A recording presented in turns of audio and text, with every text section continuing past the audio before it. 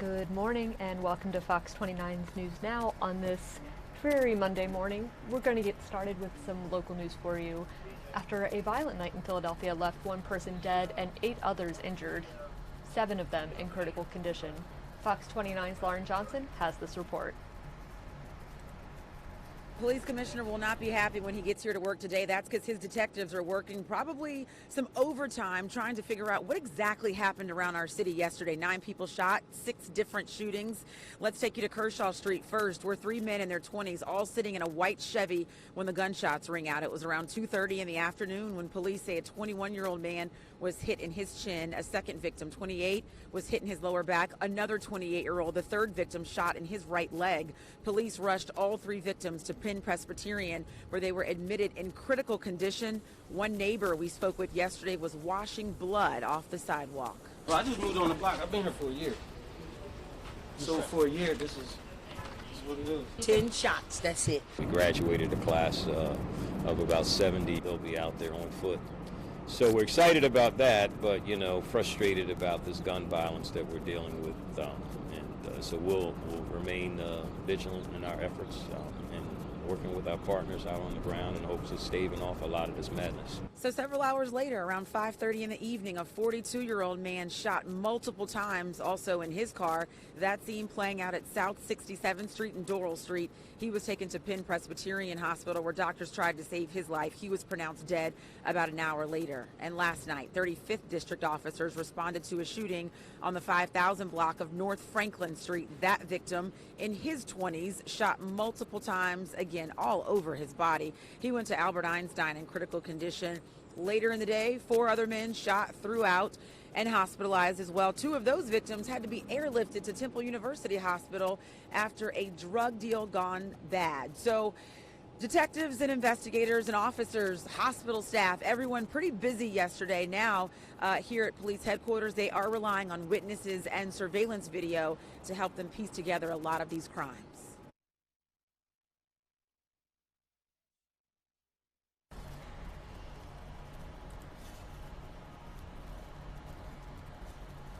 And here we have a live look at Washington this morning as a new poll is shaking up the race for the White House. Former Vice President Joe Biden is showing some vulnerability as other 2020 Democrats are on the rise. Fox News correspondent Doug Luzader has more.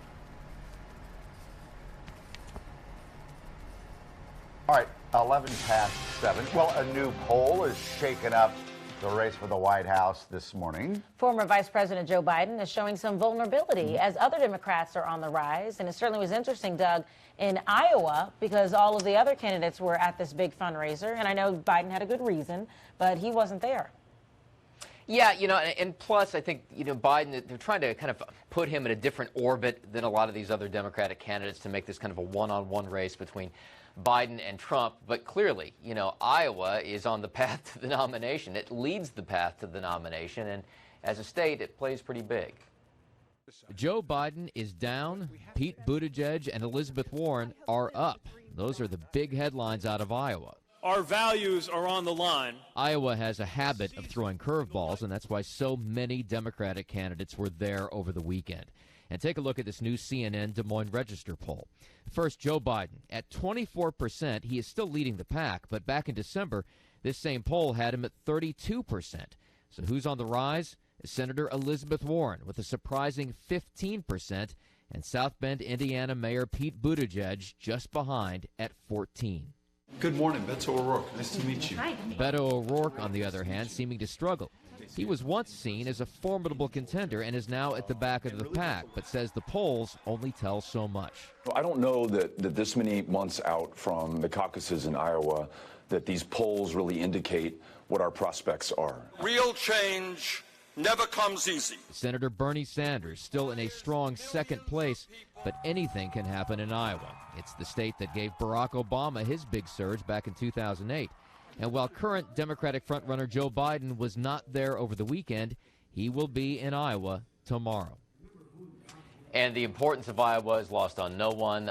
President Trump is going to be visiting the Hawkeye state tomorrow as well. So Trump and Biden both in Iowa tomorrow. I remember a couple, let's see, probably in 2014 in the early polls, Donald Trump was dead last. And now he's the president of the United States, Doug. Yeah, and you know, Jeb Bush seemed to be like a force that couldn't be matched. That's right. And then he faded away. So yeah, you know, it's tough to be the front runner and sustain that because everybody else attacks you. Yeah. We shall see what happens. It's kind of like those races you see at the ballparks, and you have to like bet on which one's going to win, and they keep going up and down and back and forth. Yeah. You never know.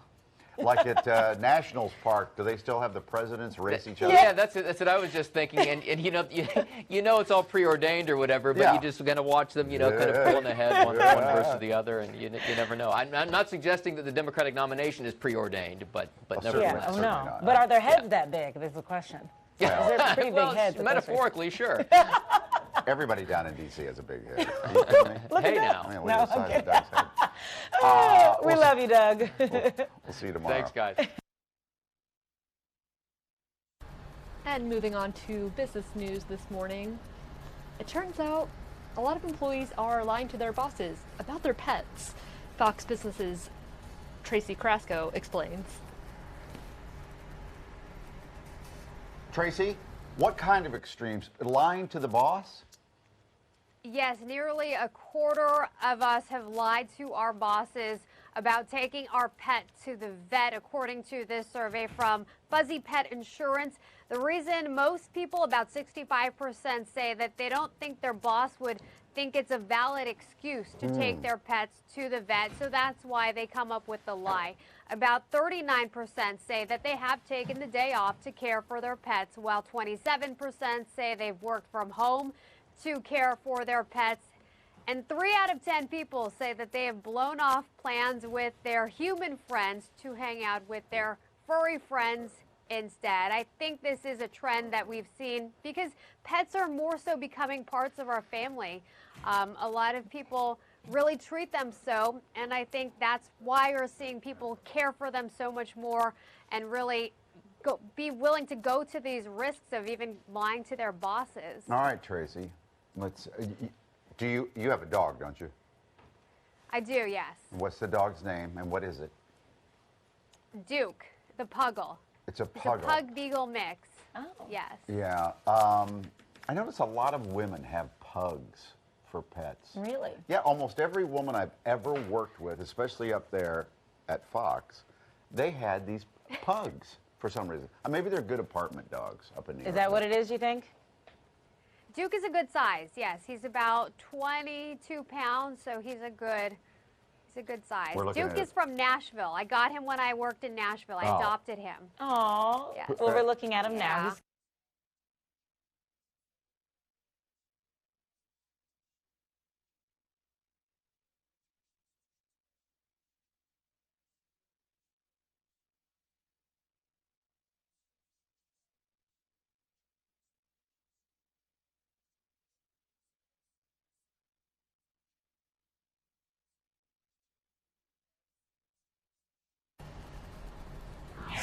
And moving on to your Fox 29 Weather Authority.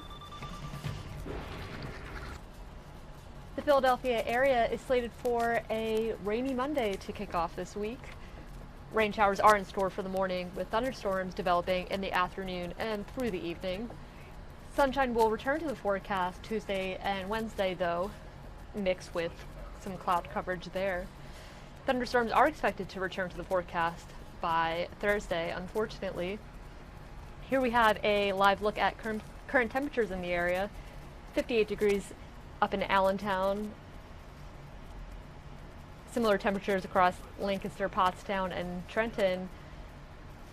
Very cool 61 degrees here in Philadelphia, and up a few degrees higher, 66 in Dover, 65 in Wildwood, New Jersey.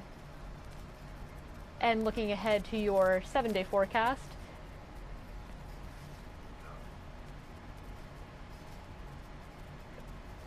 which appears to be out of date as today is not Sunday, but again, brief overview of the week. Thunderstorms off and on, rain for this Monday, a mix of sun and clouds for Monday and Tuesday. Rain returns to the area by Thursday, leading up to a dry Friday, which hopefully is a prelude to another dry weekend. And don't forget to download the latest version of the Fox 29 Weather Authority app to have the latest forecast right at your fingertips.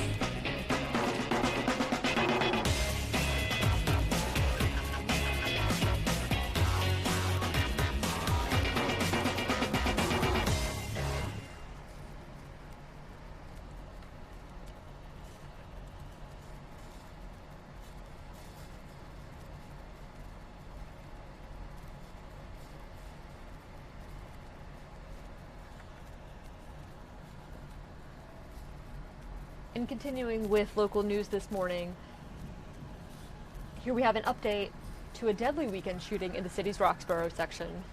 Drugs may have played a part in the shooting, as sources tell Fox 29 cocaine, crack, and heroin were found on the 7900 block of Henry Avenue. On Saturday, a 46-year-old man was shot and killed in an apartment there. Still no arrests.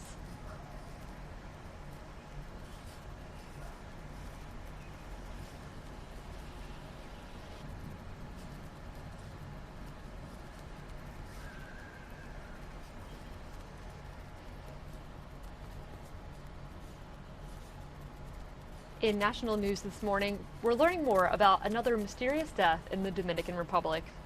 The family of a 67-year-old man says he got sick after drinking a scotch from a minibar in his hotel room at the Hard Rock Hotel and Casino in Punta Cana in April.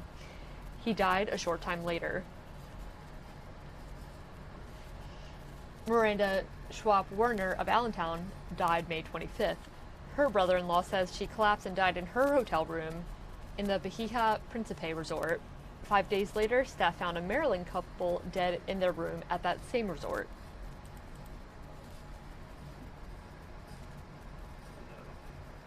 We'll be continuing to follow the latest news and developments out of the Dominican Republic as more of these stories are looked into and uncovered.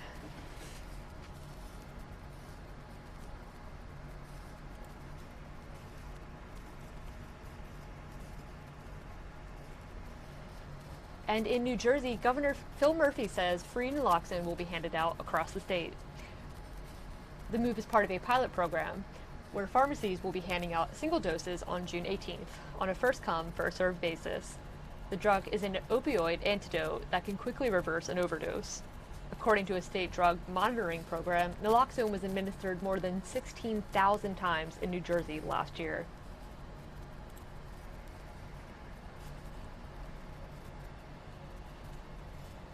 And in Philadelphia, if you didn't get a chance to see the Sierra Center last night, this is what it looked like.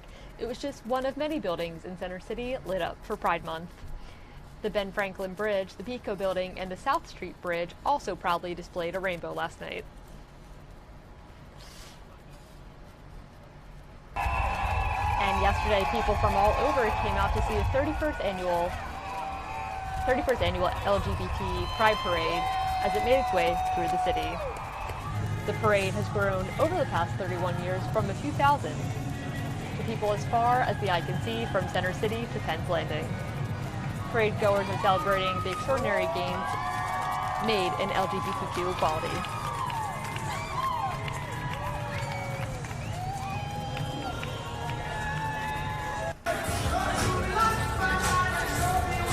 Pride wasn't the only big festival in Philadelphia yesterday. There was a huge celebration of African and Caribbean culture in South Philadelphia for the annual Odunde Festival. Odunde covers 15 city blocks and is the largest African American street festival in the U.S., with nearly 500,000 people turning out for festivities. There was music from famous artists from Africa and the Caribbean, as well as more than 100 food and craft vendors. It makes me feel good to see all our people with different shapes and sizes and color here celebrating our culture and our heritage. The Odunde Festival is now in its 44th year.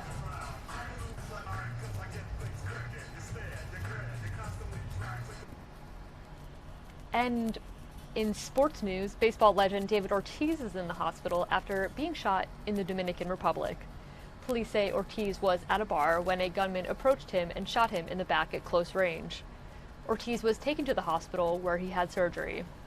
He is fortunately in stable condition and had no damage to major organs. The suspect was attacked by a crowd and is now in police custody.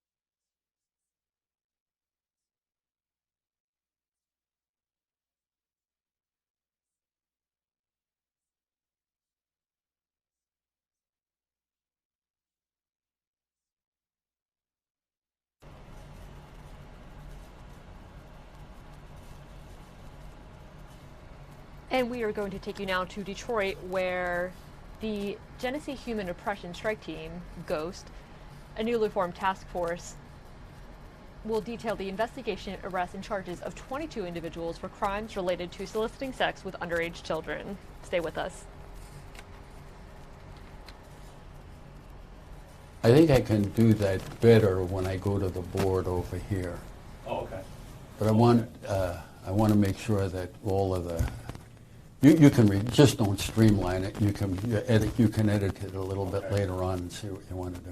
But this could be our neighbor. This could be our. It can be your neighbor. That's what does a pedophile look like? What does a bank robber look like? Yeah, he's someone's neighbor. He lives in the Flint area. Very prominent guy, a financial advisor. Manager of a manager of a restaurant, manager of another restaurant, brought the serrated knife, guy that ran for the United States Senate, on the sex offenders list. This guy and this guy wanted to have sex with a boy, young boy. Yeah, they're all sizes, shapes, colors, creeds. That's why I'm warning parents. They used to have to only be concerned when they were outside the house. Now they have to be concerned again when they're up in the bedroom because they're on the computers, and that's where these pedophiles are. They're on the computer. They're looking. They're lurking. They're searching it out. And this is why we have to be proactive. They don't come to us. We got to go down and get in the belly of the beast with them. And when you see some of the language and some of the, that lures them, you'll think, oh my God. So what is the status of all these? They've all been, let me mention that they've been charged with child sexually abusive activity. That's a 20-year felony. Children accosting for immoral purposes, another 20-year. Computer internet, communicating with another to commit a crime, and the maximum imprisonment is 20 years on that. Now, it's interesting to note that we also have some other charges pending, the child porn and some human trafficking. But what's interesting is if you take the total number of years, it's over 1,000 years collectively that these people are charged with.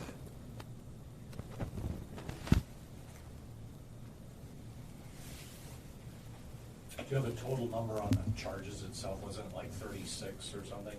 I think it was 37 now, I think, because we added one that took us over 1,000 years. Just to clarify, in your post on Facebook, you said 22, this is the 22, but then you mentioned that there were 2 more. No, the spin-off, these are part of the 22, but additionally, she is charged with trafficking her 6-year-old daughter, and he is charged with having sex with her 6-year-old daughter and having sex with his own 2-year-old son. But it's still the 22 defendants, but it was a spin-off, and our investigation revealed what they did. And victim-wise, I know you mentioned the guy down in the corner had the 14-year-old, obviously the 2-year-old and the 6-year-old, but other than that, these are you guys making up people. Making up people, right. Okay. So Did you post, just to clarify, did you post an ad on the dark web? How did you get these guys to respond to what you were doing? We went on the dark web saying, you know, we were looking. We know we went to Mesa. We didn't go to Mesa, Arizona. I take that back. We were in contact with Mesa, Arizona Police Department. They have 20 people assigned to human trafficking. We learned from them. We learned how to infiltrate. We learned how to talk the language. We learned the language to get involved with them. And that's how we got involved in it. Are any of these people, did they have criminal records already? Yeah, but we're still looking up all that stuff. We've been just inundated, and we're still continuing with other investigations. But yeah, I mean, you know, one guy's a registered sex offender. And just to talk about the work, the success here, and you know, your reaction to what you guys are seeing, what you're finding. Yeah, you know, it certainly doesn't surprise me, because that's why I formed the Sheriff's Ghost. We know it's out there. In fact, one investigator with Semtech, I think that's the Southeast Michigan team, task force, whatever it is, and it's made up of federal authorities and whatnot. They at one time said that Genesee County is like a free work zone. You can come up here and there's nobody's watching. Well, now we're watching, and we're watching closely, and we're going to continue. We're doing it. We're actively involved. And again, I think we're the only police agency in the entire Midwest, you know, the state of our state, and maybe the whole state, that's going out and seeking predators, child predators, pedophiles. It's ugly, ugly work. And you're going to see when I show you some of the language that they deal with and what they've, you know, and we've got, you know, and we had a policewoman. You know, people say, well, I want to see your picture. I want to see what the 14-year-old boy looks like. Well, we can't, you know, that would be morally objectionable to have a 14-year-old boy or girl doing this. So what we have is a policewoman, a policeman that look young. And somebody says, well, what are you telling everything for? I want them to know everything. Maybe they'll just leave the entire county. Maybe they'll go somewhere else. But we're coming after them. We're not going to quit. We're not quitting. And matter of fact, if I get that grant, we're even going to multiply. We're going to grow larger, and we're going to get more. The only thing that's prevented us stopping at 22 was man hours and other crimes we're working and other things we have to pay attention to. But if I get that grant, watch out. And how many people are on your team? Right now we have 2 people, captain and a sergeant. And then when they get the thing going to the point of where we're going to make the arrest and go to the hotel, and, you know, then we bring in some other people from the office, other detective sergeants from the office to help facilitate it like you saw here. What hotel? Hotels in the county.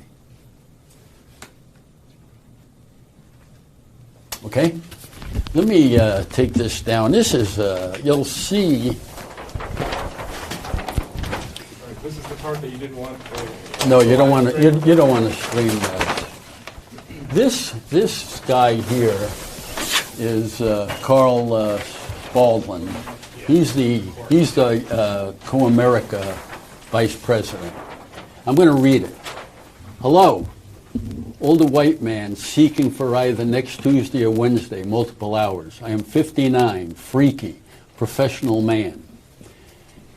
You enjoy weed? I am vasectomy fixed. This is Spalding. Love to give oral. You both okay with kissing? I also love period play. I will eat you both at that time. I love getting a BJ, blowjob, but don't usually come that way. I like to come in a pussy and eat it out. Love to give oral. I like to get high and play overnight.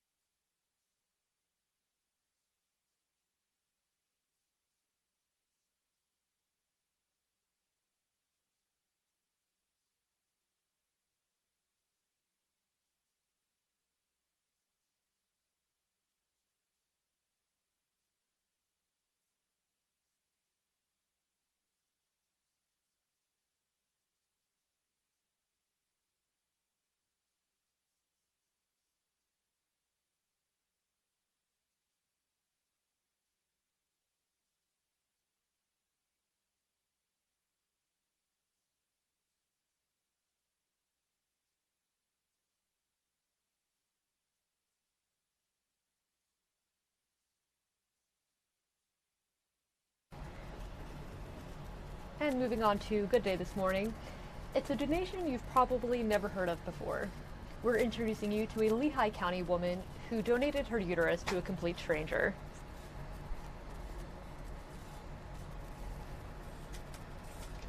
Coming up on 7:34. Well, it's not every day that you hear about a woman donating her uterus, let alone to a complete stranger. But for this 31-year-old mother from Lehigh County, you see she's her kids with her, you'll see them in a second, she says it was an easy decision, and it's one that she says she'd do all over again. Heather is a wife and a mom of 3 to 8-year-old Nathan, 6-year-old Matthew, and 3-year-old Ellie. Heather is also a transport and neonatal intensive care nurse at Children's Hospital of Philadelphia. And now Heather can count herself among the less than 100 women around the world to donate her uterus so another woman who was unable to carry a child now has a chance. Having first considered surrogacy, Heather read an article about the uterus transplant clinical trials at Baylor University Medical Center in Dallas. About a year later and weeks of traveling back and forth to Dallas for medical and psychological tests, she received a call that she was selected. Just last month, Heather underwent successful surgery done robotically. And while the recipient remains anonymous at this time, she's hopeful that one day they will get to meet. Well, Heather's here with her beautiful family, and Ellie's looking out the window. Hi, Ellie. Say hi. Hey. Oh, now she sees herself. There you are. Yeah. You're on TV. She's like, what? Is that me? And Nathan and Matthew, hello. Hello. Hi. Thank y'all for coming in. Yeah. So this is just like a month ago? It was, yeah, in May. In May. Mhm. Well, I guess the obvious question, why? Why'd you want to do it? So I work in a NICU, neonatal ICU, and I see a lot of families, a lot of positive experiences come from NICU, but a lot of negative things happen too, and it's very hard. There's a lot of heartache, a lot of families I see that end up losing babies, and it's devastating, it's heartbreaking, and it's probably one of the hardest parts of my job. And sometimes those families are told not to have babies for, health reasons during pregnancy, and sometimes those women have to have a hysterectomy, emergency hysterectomy, because of other health reasons. Will you know who gets your uterus? No. So the trial, we're not allowed to meet the recipient until they're done having children. And why is that? It's just a conflict of, I wouldn't say interest, but it's a conflict just in case she wouldn't be able to get pregnant. Like, they don't want to have any hard feelings with me and the recipient. Do you know if anybody has received it yet? Yes. Oh, So it was an immediate transfer. Oh, it's immediate. She was able to at least send you cards, so you know that she's grateful, but she just doesn't know who you are. Right. And she's recovering well, she's doing great, so. Oh, great. That's all I know. And what made you, because I know when you're thinking about this, what made you decide, some people do surrogacy, but what made you decide to give your uterus and donate? So I did look into surrogacy initially. That was one of the things that we talked about and thought about initially. We decided not to do surrogacy because I got a new job as a transport nurse about a year ago. So I already put my own life at risk flying in helicopters and jets and in the ambulance. So I didn't want to put somebody else's baby at risk. Really rare, isn't it? And it's relatively new here in the U.S. So I believe there's been 70 done worldwide. And they're doing their second phase clinical trial at Baylor. So that's the second set of 10. I was There's noticing 20. some of the requirements. You've got to be between 30 and 50 years of age, and your body mass index has to be below 30, and all these, and of course, cancer-free and all this other stuff. But people are having babies with a transplanted uterus. Isn't that amazing? I think it's amazing. I mean, how long was this process? I know you had to go back and forth because it happened in Dallas at Baylor Medical Center. How long was the process from when you said, you know what, I want to do this, to actually donating your uterus? I contacted them a year ago in April, and then I heard from them in September. I flew down last October to get all the pre-screening done, and then they contacted me in February saying they had a recipient. So, Dad, what do you think? She's pretty brave. She is. She's awesome. She's just Well, what was your reaction? Because you mentioned she was thinking about surrogacy, and she said, no, I want to give my whole uterus. I got it for the same reason she listed, that she's just, didn't want to put someone else's baby at risk if she was, helicopter or whatnot.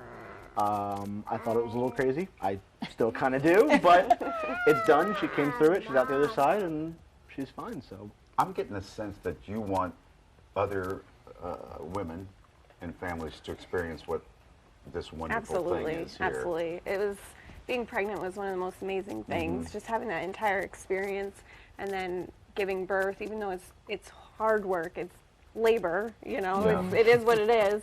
Having that baby at the end is just amazing. It's absolutely amazing. And just watching them grow and seeing all the fun things that we do. Well, you do a good job of having kids, I'll tell you that. They are beautiful. So how does it feel knowing then that you gave someone else that gift? And now I'm pretty excited. I am just hoping and praying she's able to get pregnant as easily as I was. Yeah. Wow. And the fact that it was done by a robot as well, the procedure. It was pretty exciting. So it was the second one to have that done. Only the second one? Yeah. You weren't concerned at all that since you're the second one? I mean, I was a little concerned. I'm not going to lie. We did have to have a discussion, make sure the risks outweighed, or the benefits outweiged the risks. Did I see the robot? I saw pictures of it. Pictures, okay. But you're not awake when No. Because it was what, like 9 hours? Oh, there's the incision. Yeah. So, Ellie, are you done? I mean, do you have anything to say to close this out? Oh, that's typical. It's very typical. Just when mommy's talking, but other than that. Good to meet y'all. You too. Wonderful to meet you. And thank you for what you did. We live outside of Allentown. Yeah, okay. Well, thanks for coming in. Yes. Yeah. And hopefully, I hope one day you get to meet her. I hope so. That would be really amazing. Cool. We'll do it on the show. That would be awesome. Fire in. We'll take a break.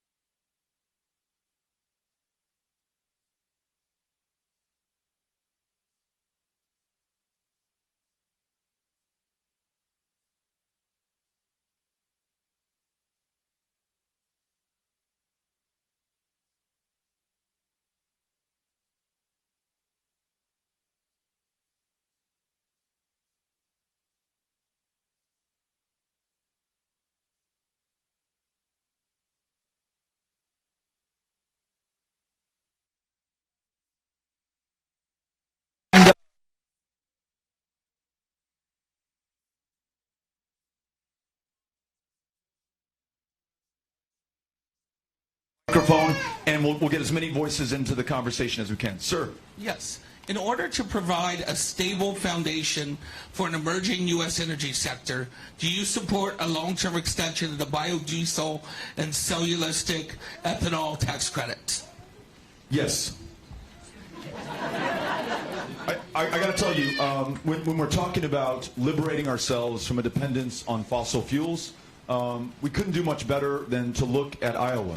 Both in the fact that I think you generate as much wind as a share of your energy portfolio as any other state, maybe Kansas, slightly ahead, but also the fact that you, through ethanol and biofuels, have freed yourselves and your farmers from a dependence on commodity markets over which they had no control, creating value here at home, high skill, high wage, high paying jobs, and then also making sure that we've taken about 10% of gasoline off the market to replace it with something that we grow right here in America. I think if that is complemented with wind and solar and other true renewable energy resources, and then we invest in the innovation necessary to bring the next generation of products to market that will store that energy and distribute it back onto the grid, even when the wind is not blowing and the sun is not shining, then this country, not China, will lead the rest of the world as we transition our economies,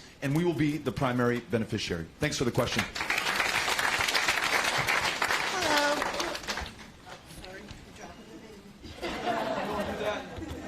My name is Amber. I'm an ACLU Rights for All voter. In Vermont, Maine, and Puerto Rico, voting is such a basic right that even when folks are incarcerated, they don't lose it. Do you commit to ensuring that the rest of the country follow the example of Vermont, Maine, and Puerto Rico? Thank you for being here, and you're one of these courageous souls that brought your young child here as well. You get right at the heart of our plan to ensure that this democracy is up to the challenge. We want to bring 50 million more Americans into our democracy over the next 4 years through automatic and same-day voter registration. 4 million more who have spent time in our criminal justice system and have been denied the ability to participate in our elections. Once we do that and we increase voter participation, then our Congress, the White House, our institutions will truly reflect those priorities that we have here in this room. In terms of those who are incarcerated, I want to make sure that we acknowledge the fact that we have 2.3 million people behind bars right now as we enjoy one another's company and our freedom and our ability to participate in our democracy. It's the largest prison population on the face of the planet, and it is disproportionately comprised of people of color, many there for a nonviolent drug crime, including possession of marijuana, a substance that is legal or decriminalized or medicinalized in the majority states in the Union. So a couple of things. Let's end the war on drugs. Let's end the prohibition on marijuana. Let's expunge the arrest records for anyone caught in possession of a substance like that so that we vastly reduce that prison population and get more folks fully productive on the outside with their families, able to vote and fully participate in our democracy. So thank you for asking the question. Appreciate it. My name is Mike, and I'm just wondering how D.C. is going to get things done. Right now, I see the biggest problem is everybody has really good ideas, you yourself included, but nobody can get any of this done. What good does any of it do if nobody's going to sit down and work together? How are you going to get Washington to work with you if you're president? Bill mentioned at the outset in the introduction that I'd spent 6 years in Congress. Every single day of those 6 years, I was in the minority. But I still had to find a way to deliver for my constituents because, as Bill also mentioned, we had an all-comers welcomed, no-holds-barred town hall every single month. Anyone could come, ask any question, level any criticism my way, and I certainly received them. And there was a healthy dose of fear that I felt when I went in to face my constituents. Those who put me in this place of public trust, those to whom I was accountable. And I remember at one of these town halls, someone stood up and said, you know, Beto, we've made great progress in turning around the VA in El Paso. It was the worst in the country in addressing mental health care wait times. And we made it a focus, we turned it around, we hired up, we got more veterans in for more appointments, and in the process saved more lives. But this guy says, I bet you don't know this, but those veterans who come back from combat and service with something known as an other than honorable discharge are precluded by law from setting foot in the VA. And while we have a frighteningly high suicide rate amongst veterans today, the conservative estimate is 20 a day, every day, take their own lives. The rate amongst those veterans with an other than honorable discharge who couldn't go into the VA is twice as high. What are you going to do about it? So we wrote a bill, the Honor Our Commitment Act, to make sure that those veterans could get the mental health care that they need, that I think we all agree that they deserve. But in the minority, I could write the best bill on the planet. Unless I could find Republican colleagues with whom to work, it was going absolutely nowhere. So we sat down with a Republican colleague who had his own ideas about how to address this issue, compromised, dirty word right now, I know perhaps even in the Democratic primary, certainly in Washington, D.C., but compromised to get to a consensus proposal. And then we made our case to our colleagues on the floor of the House. Mike Kaufman said, is it going to be more expensive to provide more care to these veterans? Absolutely. But we should pay any price for those who put their lives on the line for this country. And when it was my turn to talk, I said, look, there's consequence for the status of your discharge, that consequence cannot be your very life. That's what's taking place today. We were able to get that passed 435-0 in the House, got it passed in the Senate as well, signed into law by the one person with whom I agree on almost nothing, Donald Trump. But we found enough common ground on this issue, and not only was that the approach to extend more mental health care to more veterans and save more lives, we protected public lands by working with this administration. We worked with Democrats and Republicans alike. That's what we're going to have to do, and it's the way that I'm running this campaign. I will denigrate no one, write nobody off. I could care less who you voted for in the last election. I only want us fiercely focused on the future and what we are going to do for this country and for our kids and the generations that follow. I'm confident, and we saw this in Texas. When you include everyone, you are absolutely unstoppable. At the end of the day, though we were 2.6% down to Ted Cruz, we had won more votes than any Democrat in the history of the state of Texas, won independents for the first time in decades, and 500,000 Republicans voted for a Republican governor and voted for me on the same ballot, and we in no way had to compromise our values. It was a proud, bold, progressive agenda. It's just that we brought it to every single one of those 200.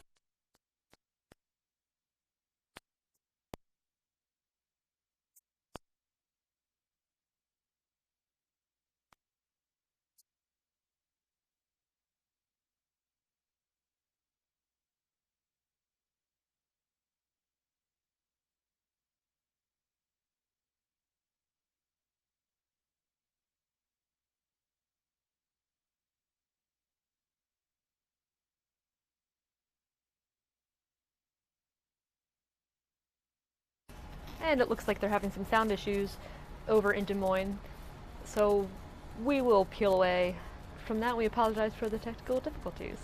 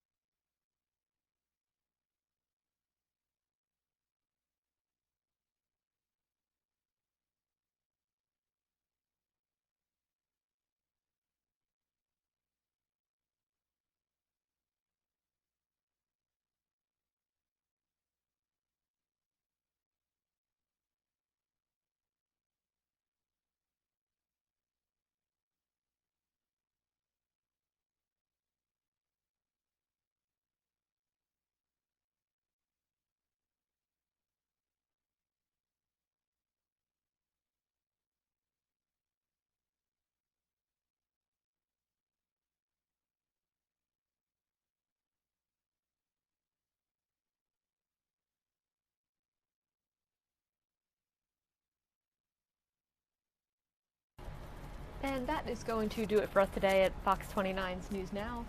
Be sure to catch us again tomorrow, same time, same place, 10 a.m. And be sure to follow Fox 29 at fox29.com, as well as our mobile app and across social media, Facebook, Twitter, and Instagram. And thank you for joining us.